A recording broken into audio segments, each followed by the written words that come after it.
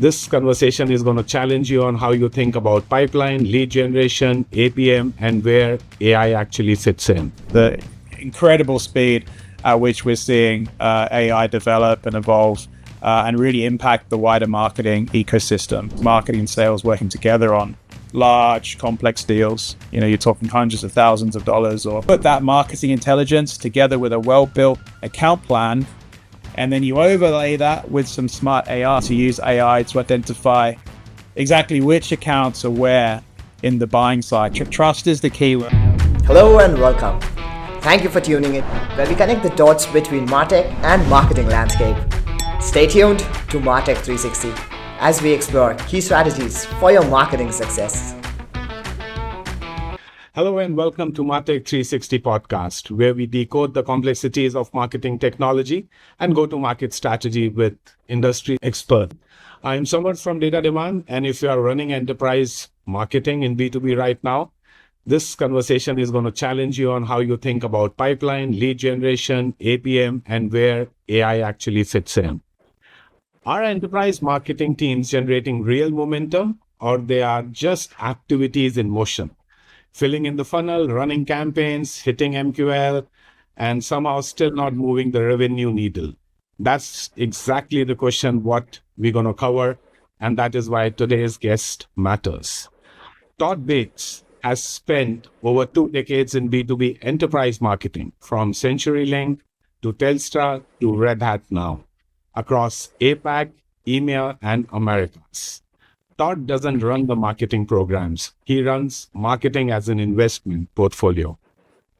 Accountable pipeline, or acceleration to revenue, and close-run accounts. As APAC Enterprise Industry Marketing Director at Red Hat, Tom leads a team that has fundamentally shifted from the conversation of activities completed to sales gap bridged, deploying structured governance, APM model, executive exchanges that connects global narratives like sovereign cloud, AI, DevOps to localized revenue stream. Todd, welcome to the show.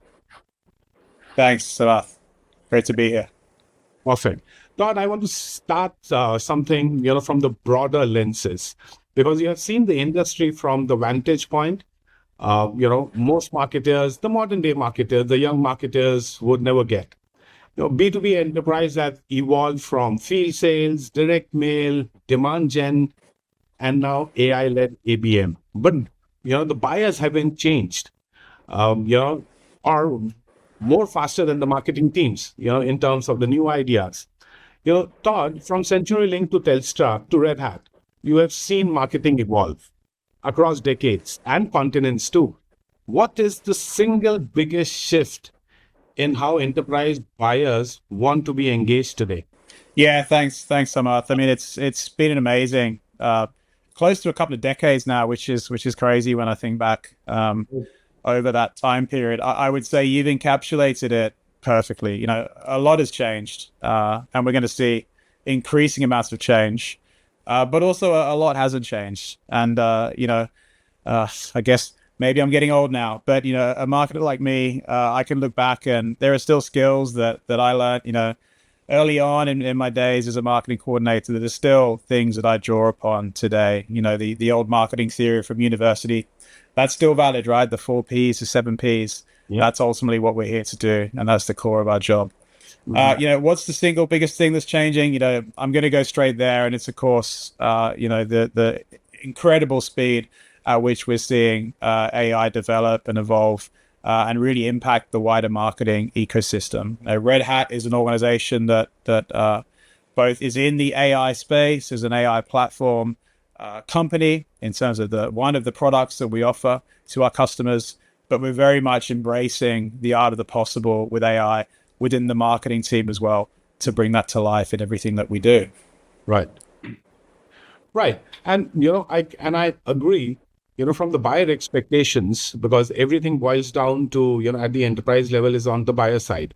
And, the demand, gen model hasn't, has always been the backbone of the marketing, or rather B2B marketing, from the time it started off, about, a decade or two, gated content, lead scoring, nurture sequences, passed to the SDR. It's a machine in itself.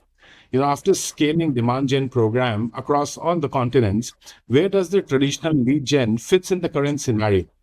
Because, the buyer's expectations is evolving, I would say. Yeah, so let's take this from the context of APAC, right? You're absolutely right. The buyer is evolving, or the buying group, as we say, because it's not an individual in B2B and enterprise. It's it's a group, and that group is getting bigger and more complex. And then we overlay that with a region like Asia Pacific, which we know is complex, right? I don't need to say that. APAC is not the EU. Within my region, we cover everything from Auckland across to Mumbai. That alone is 7.5 hours, I think, of time difference. That's before we get to culture. That's before we get to language. That's before we get to the fact that the marketing tech landscape is completely different. In some ways, it's of course behind what we see in the US. In other ways, it's just different. Look at mainland China, for example. The reliance on WeChat and tools like that. It's very different. So, it's complicated. But the wonderful thing about marketing technology and a well built out marketing tech stack, which I believe Red Hat, does have, and we all use this every day across the marketing team, is that, that's very much the equalizer across that complexity. So, we take a highly fragmented region, different languages, cultural nuances, different levels of digital maturity. Look at Singapore, look at Japan, but then also look at some of the, hugely populous markets across the region, like Indonesia and India, that are still emerging. Right. One common thing at Red Hat is that we're all using the same marketing tech stack, irrespective of what market we're in. So, the marketing technology centralizes the data and the operations, and then we use the humans in the country, in the field, and that intelligence they have, which, by the way, AI can't match yet, to really localize that execution and bring it to life. And, that's what gives us that ability to increasingly scale and personalize when it comes to our enterprise level campaigns across borders and not losing that local nuance, which is super important. Right. So, do you still, the lead gen model hasn't evolved. So when we say gated content, lead scoring, and that still works. What you are trying to express is just that the scale differs from region to region and country to country. Is that, Yeah, look, the complexity is different depending on the market, but the way that we're measured is the same. And that's the same for someone sitting in Singapore, in Jakarta, or, Raleigh, North Carolina. We're measured in the same way. I think what is evolving more is, I guess, the set of measurements that we look to. So, there's the classic MQL model. There's the classic marketing source pipeline model, where we look at, what percentage of the pipeline is marketing contributing to sales. Right. What are we creating that is purely for marketing, but also what are we touching and helping to accelerate, which is kind of the more important aspect in the enterprise space, because it's always a case of, pretty much in every case, marketing and sales working together on large, complex deals. You're talking hundreds of thousands of dollars or multi-millions in many cases.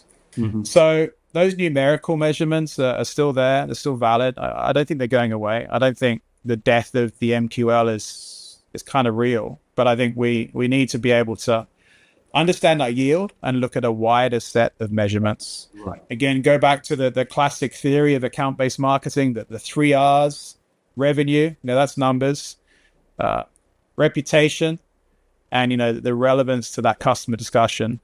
They're things that are less tangible. And so when we talk about what we're doing and what we're planning, we think about the yield. So based on the investment that we're making for a particular campaign or a particular activity, we need to have a pretty good handle on what that's going to generate in a quantifiable or less quantifiable way. And then, most importantly, which a lot of marketers forget to do because we're so busy, is to actually stop and look back and do the analysis on, whether what we said we were going to do actually happened or not. And in many cases, that's, the most important part of all of this, really. I completely agree. Like I always say in one of our, podcasts, we are talking about from motion to momentum. That's precisely what you said, that, when you reflect back on what you're doing, that is when you create momentum. Otherwise, it's always, life is in motion. We all are doing something. But yeah, whether it is creating momentum or not, that is more important. Yeah, Perfect. couldn't agree more. Yeah, yeah, and in all on the leadership, marketing, discussions that I speak to a lot of CMOs, and I almost hear in every marketing, leadership discussion is that we need more leads. It's all about creating that pipeline, moving those, from trust to transaction kind of a scale. Yes. And so when a CMO says we need more leads, what's the first question you ask them back? And what does that tell about how the enterprise marketing function is designed in that organization within the lead generation space? Does more leads are helpful? Yeah, we always start with why, right? That's what Yep. Simon Sinek taught us, and that's always the first question. It makes me laugh. We still think that way. That more is more, and we always come back to how can we do fewer things better and bigger in some cases. Right. I think back to the old days prior to GDPR, when people used to buy databases, which are basically spreadsheets, and you could buy 10,000 leads, but we all know that what we're actually getting is probably an out-of-date contact from someone that's since left the company, a switchboard phone number, and an email which may or may not work. I mean, that was old-fashioned marketing, going back to a long time ago. Now, thankfully, we've moved on from that era for good reasons. But the reason I say that is because something like a cost per lead model, where you're getting the cheapest possible lead for the cheapest price, there's obviously drawbacks to that. How do we even reach those individuals, particularly with email marketing being, increasingly difficult and hard to break through? What we look for increasingly is intent and some kind of additional data that we can use to start to build up a picture of the account. Again, going back to an enterprise context, it's not about 10,000 leads, but it might be about 10,000 inquiries with one individual account over the course of a year. Again, one thing that Red Hat's been able to do quite well with the use of its marketing tech stack is to build out that picture of what engagement is happening across the account, be it through digital channels, be it through brand activations, or be it through events. And then the important thing is to look at that data, make sure we make use of it, and then think intelligently around how we start to build out a more complete picture of the account. So I would move away from volume of leads to volume of inquiries around what individuals within the buying group were actually doing. And then, you put that marketing intelligence together with a well-built account plan, Right. and then you overlay that with some smart AI. And that's where you start to see the future of account-based marketing really starting to come to life. Right.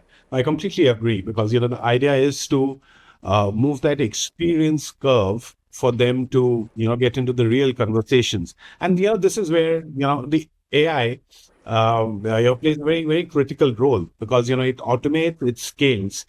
And, as a marketer, you are just not being sold an AI tool. Todd, at Red Hat, the company is building, infrastructure that AI actually runs on. So you see both sides of the hype cycle. The MarTech stack that has essentially been rebranded around AI overnight. But when I talk about the enterprise marketing leaders of the record, they see a growing concern. The tools that promise precision, but the output still feels generic. It is, automation. It is, scaling of, data, and nobody wants to be the one to say this. So you sit at the intersection of the AI hype and the AI infrastructure. Where is AI genuinely moving the needle in the enterprise lead generation right now? And, where marketers are being sold a future that doesn't exist yet. Yeah, like it's a huge topic, right? And you're absolutely right. Like we're blessed with seeing it from both sides.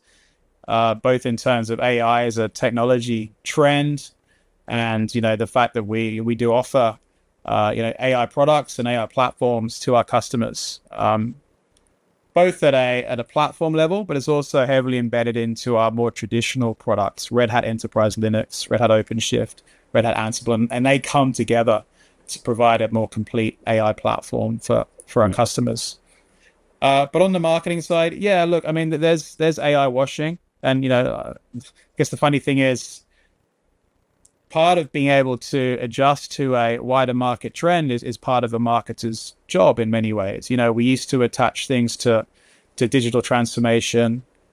We used to attach campaigns to themes around cloud and so on, and we still do. Obviously, there's still huge topics. So I don't think it's a bad thing that marketing technology companies are thinking about the role that AI plays in their product innovation. I think that's good, smart marketing. It's really on us as the buyers, if we're talking about enterprise marketers that are buying those marketing technology products, to really understand how does that fit with our AI strategy, and think savvy in terms of how we build out that particular platform. Mm-hmm. Of course, any AI strategy comes back to the quality of the data platform. If the data is rubbish, the classic garbage in, garbage out thing is still true. And even worse, right? Like the AI would just hallucinate like crazy, or you just, get a kind of lackluster response that perhaps you could get a better outcome through more, manual, traditional ways of working. So this is all, important stuff, but I want to talk about the positives, right? Again, that the context I'll bring it back to is complex 12, 18-month B2B enterprise sales cycles. Yes, we've heard about the fact that AI can write faster emails. Yeah, it does that. Cool. Tick. Great. But Red Hat's not selling, $10 subscriptions. We're selling multi-million-dollar hybrid cloud strategic infrastructure and platforms to large banks, telcos, and public sector customers. So it's going beyond gimmicks. We're talking about predictive analytics. We're talking about intent data. We're talking about, really starting to use AI to identify exactly which accounts are where in the buying cycle. And then, starting to align that so closely between marketing and sales that, we can hit those accounts at the absolute right time with a message that is warm and is relevant to them. So it's making us more efficient as a sales and marketing team, but also making the buyer's experience better as well. I'll give you one example. So again, in the context of account-based marketing, ABM is all about understanding the account in great detail so we can give them the best experience. We don't even talk about account-based marketing anymore. We talk about ABX, account-based experiences, because it goes beyond the marketing. And, the old way of doing that would be to research the account. We do desk research, secondary research. We trawl through company reports. We jump on Google, Google Alerts and all of that fun stuff. We look through the account plan. With a smart approach to AI, you can plug that into, an LLM in minutes now and get certainly not a final marketing plan, but you can get moving. You spoke about momentum a moment ago. Yep. We can get moving in minutes, and that is powerful stuff, and it really gives us the ability to scale. That's before we even get to anything around data and actually running the campaign and bringing it to life. So huge opportunity, and look, this stuff's not getting any worse, right? I remember using the first version of ChatGPT, and it was DALL-E 2, the image generator then, and it's cool, but it wasn't particularly good. And just in a few short years, it's come on leaps and bounds. So I see it as a positive thing. I know it's very easy to kind of live in fear, but that's the reality of the world we're in, and you just got to embrace it. No, absolutely, I agree. AI has come a long way, and there's still so much to do. It it will bring us back to who we are at a principal level, because it is going to help us to scale. That's where in the entire lead gen, I usually say that AI at the top of the funnel. And moving this conversation, because within the deals, they are not the top of the funnel. They are own deep inside into the buying communities. Like you talked about, on the enterprise side, with particularly multiple stakeholders, more than 6 to 10, and months of deliberation. And most of the AI based conversation in B2B has been about automation, efficiency, generating more emails, scoring more leads, personalizing more content. But the hardest part in the enterprise marketing isn't that. It's navigating the middle and the bottom funnel, where the buying communities are there. There are, multi-threading conversations, which talks about the pain area of a company to moving from an existing to another vendor, moving from, the legacy to the more modern, which can help in creating or garnering better customer experience at the enterprise level. I'm curious whether AI is genuinely helping that, within the an enterprise buying community, which means that, you can generate content at pace, at a unthinkable speed, that we were able to do it 3 years back. But the deals are not won on transactions, or they are built on trust. What do you have to say on that? Yeah, like trust is the key word, right? I think trust is the key word, not just in enterprise, but also in this part of the world. It's a highly trust-based culture in most parts of Asia Pacific. And, we know that trust in enterprise in Asia, it's something that maybe compounds more slowly. Yeah. But once it's built, it's long lasting, as long as we treat the customer well. So the reason I say that is because, everything that we've spoken about prior to this moment is great, but we do need to be a little bit cautious and tread a little bit carefully with how we use these new tools, this new power that we've got at our disposal as marketers. Right. What I mean is, we shouldn't just throw out all the stuff that's working. Again, coming back to data, I believe we have a incredibly strong customer data platform in terms of understanding what our customers desire from Red Hat. The great thing about AI is it can streamline what we do with that, but it's critical that the human is in the loop, that they can understand what the technology is telling us to do, and then actually thinking through, does this make sense for the customer? Because again, trust is built over many, many years, and it's important that we don't break that, by doing something silly. So, that brings us back to themes like sovereign cloud, and the fact that, obviously sovereign's a very broad term, more about ensuring that the data is used in a responsible way that's compliant with the customer's needs in that particular geography. But, we can also think about the sovereign data that we hold within our organizations, and the fact that we need to, use that in a responsible way. Right. No, I completely agree, because, when I say a CIO in Tokyo, and a procurement head in Mumbai, they both have one thing in common. They can smell when something is authentic or not instantly. That's how the APAC region is designed. And these relationships are, or are driven by the cultures that is incredibly built over the years. So the question is, when that person has spent 20 years in the industry and values depth over volume, does AI assisted marketing strengthen your hand, or it weakens it? How do you navigate that within the APAC? Well, I think it's got the potential to do either.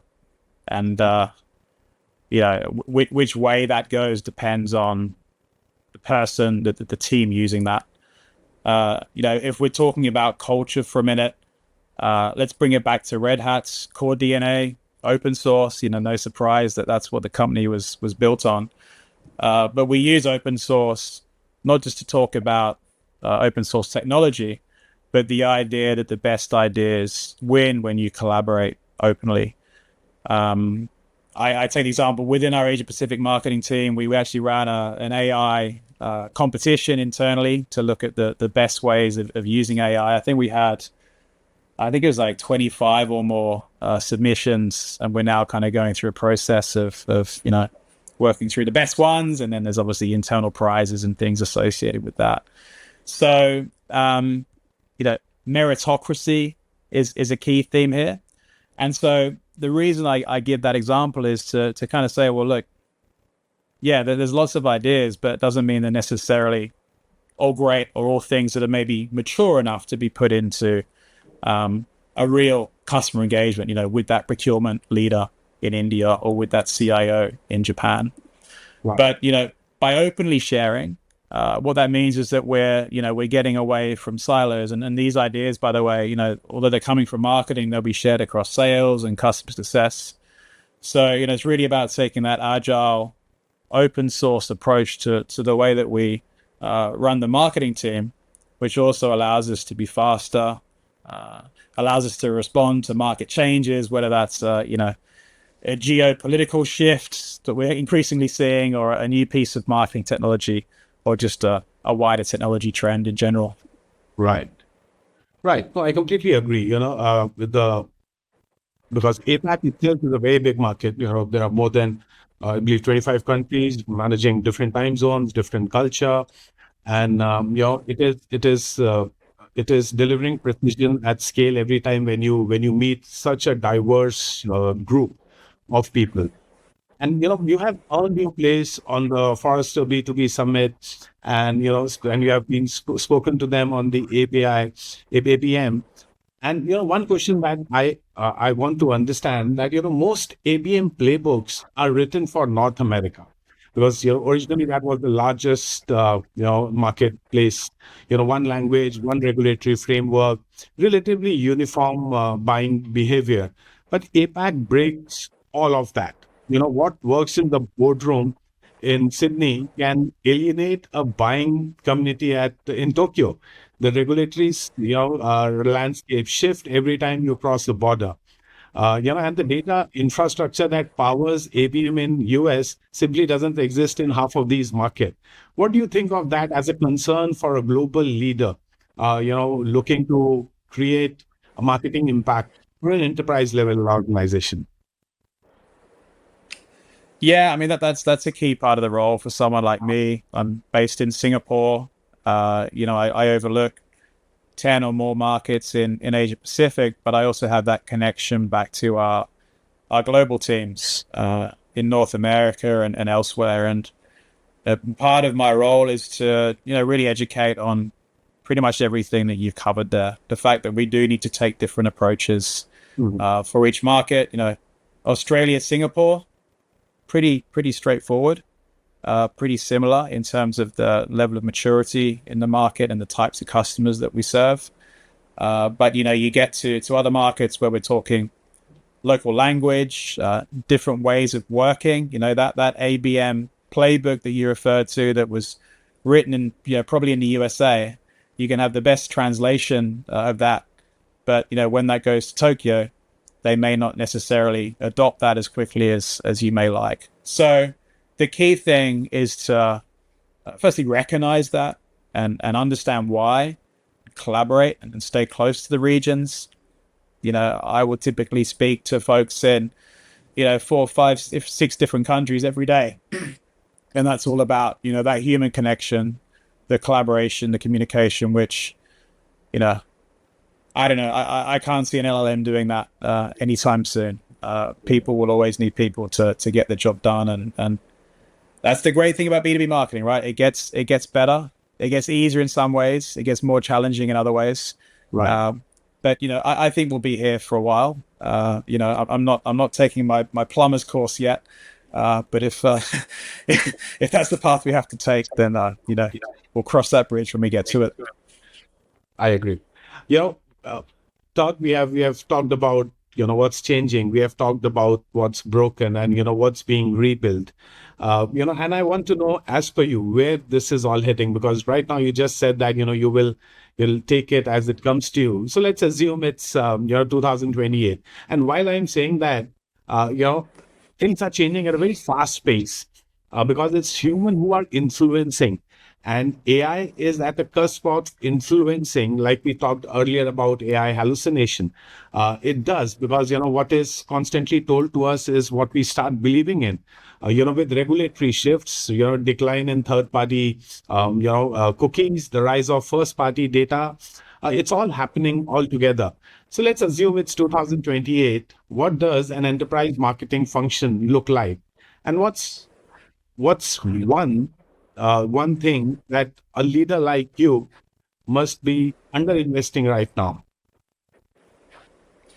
Look, I like to think that by the time we get to 2028, and that'll come around pretty fast, that we're able to get twice the amount of impact with 20% less effort. So we all get 20% of our day back, and we get to do things that matter to us, which, may or may not be in the workplace, depending on the individual's preference. Yeah.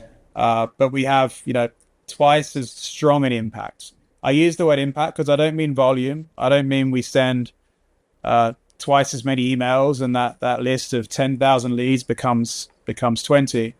I mean that we deliver double the value back to the customer. And that could be a better experience for them in marketing. It could be a cost saving to them because, frankly, we become more efficient and we're able to pass those costs onto our customer. Right. It could be a better product. These are some of the shifts that we will, I believe, start to see. And maybe, again, we talk about experiences. I like to see a world where we're doing more offline as well. We're bringing things to life through better event experiences, better face-to-face engagement. I think the world's kind of gone to a crazy place with, all the good things that social media has brought. It's kind of become a little bit toxic in more recent times. And I think it's AI is a great opportunity to start to look at the right balance of how we bring that mix to market as marketers. So they're my views. Yeah. Absolutely. I completely agree. There's so much of content around us. The amount of content we consume has gone about, I would say 1,000 times. Back about 15 years back, we were not consuming that amount of content that we are consuming now, all thanks to the technology. And, between that, the trust factor is really very important. And with trust, their once lived experience, when there was less communication, more expression in terms of content, you had an experience. Now with so much of content, it is very, very difficult to understand who is actually helping you, because all the products in the D2C, or I'll specifically talk about on the B2C, they say that they are solving something. Yes, it's about the experience. Perfect. Okay. One piece, with this so much of change happening, taking an APAC marketing role is one of the most complex assignment. 20 plus markets, we spoke about widely different buying culture. We talked about different time zones, from Tokyo to Mumbai, a constant tension between the global mandates in global and the local reality as well. And I suspect that in the first year you will stay with the rest of your life, because, transitioning from a UK to, coming to Singapore was a completely different hit. One piece of advice, you would have for your younger self when you first took APAC marketing leadership role, about, lead gen, ABM, or, just understanding and surviving the complexity of this region? Yeah, I would say come with an open mind. Be willing to listen first. Be willing to slow down and adjust. And that's not a bad thing, by the way. Yeah. And throw yourself in and embrace yourself, right? Like I embrace everything. I think the world is in many ways becoming a bit more known and homogenous, because we can easily look at on YouTube or social media to understand what a particular place or country is like. Yeah. But that's no substitute for doing the real thing in a business context. Going to a particular market, maybe running an event or a campaign, sitting down with a local sales team that's from a culture that may be different to one's own background. And, through those experiences, we can become so enriched and really learn so much. Right. No, amazing. I mean, Todd, that's a lot of depth there, and it all comes with the experience, knowing the market, and APAC is truly about reflection. People, like you said, that you have to come with the open mind and open heart to understand and to experience the APAC as a region. Perfect. Let me shift gears down here. Quick questions, honest answers, no overthinking, just your gut. Are you ready? These are, I'm going to give you a statement and you have to quickly, shoot out something that comes to your mind. Let's go for it. All right. Amazing. AI content, making marketers smarter or just faster? Oh, a bit of both if it's used in the right way. Okay. One marketing metric you would delete forever.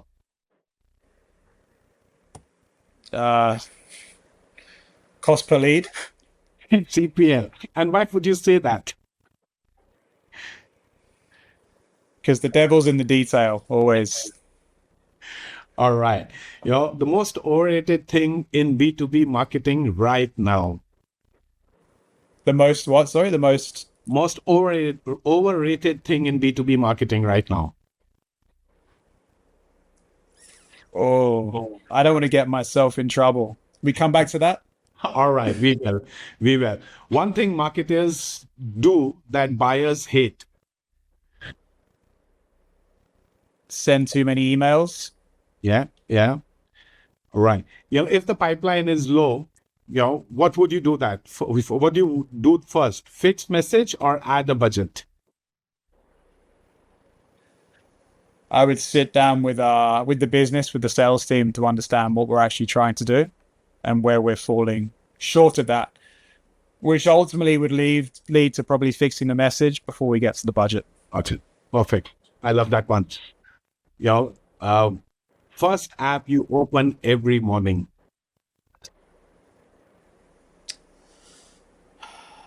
Too many? Spotify.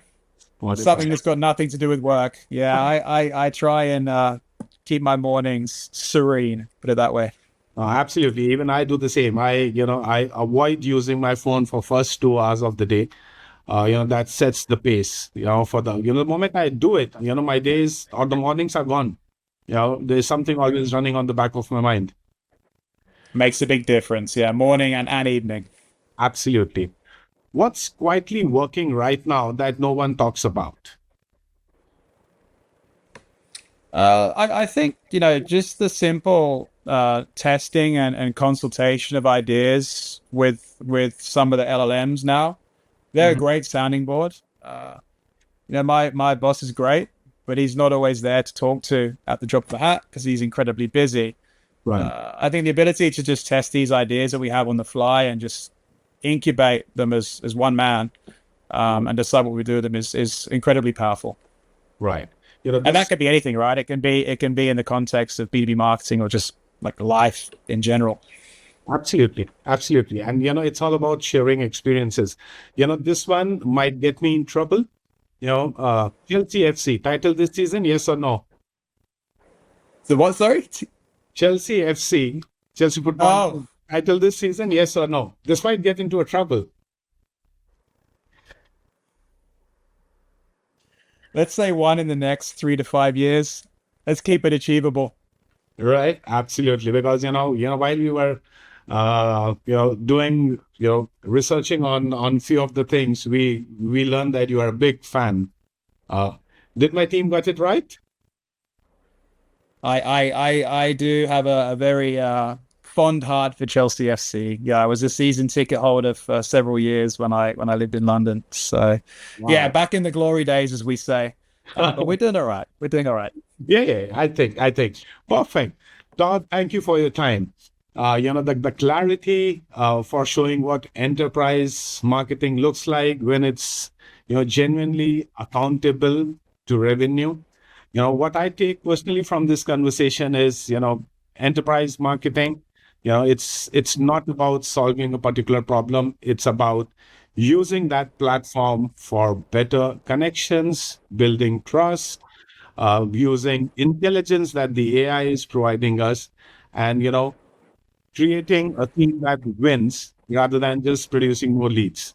You know, making better decisions for the people involved, for the buyer community, and with every act that we do, we should come closer to that. Perfect. For listeners who want to follow Todd's work, how do they connect with you or learn about what Red Hat is building at the intersection of enterprise marketing and AI infrastructure? Where do they find you? Can reach out to me on LinkedIn. That's probably the best place, and I'll be happy to connect. Okay, perfect. Thank you so much, Todd, and thank you everyone for listening too. We'll be back soon with more conversations from people reshaping how B2B enterprise is marketed, measured, and monetized. This episode was specifically focused on APAC, and I think we did justice to the region. We are signing off from this episode of Data Demand, but the journey doesn't end here. Stay tuned to MarTech 360 for more insights and strategies that can help you master the MarTech landscape.